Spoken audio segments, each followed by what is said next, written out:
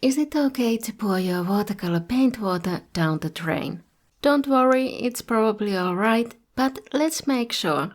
Watercolor pigments used to have heavy metals in them that could theoretically contribute to pollution when poured down the drain. The likely culprits were cobalt and cadmium.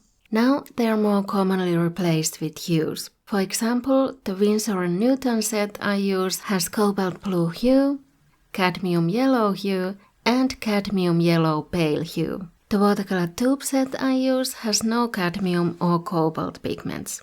Also, very little of the heavy metals in paints are in biologically active forms. Some can cause allergic reactions or be toxic to pets though.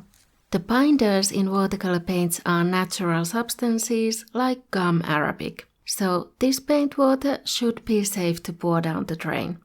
But if you know or suspect you have heavy metals in your watercolor paints, maybe it's an older paint set for example, or you want to try a hack for recycling your paint water into no watercolor pans and thus saving a bit of paint, pour your used paint water into a container and let the water evaporate. I use these little plastic sauce containers. If you let it evaporate outside, put a loose lid on it so bugs don't get in the water or birds don't try to drink it. Or if it's winter time and cold outside, put it inside in a warm place. Again, maybe use a loose lid so it won't get dusty. And once the water evaporates, you'll be left with this disc of watercolor paint that you can peel off or scratch off, put in your palette, add water and paint with.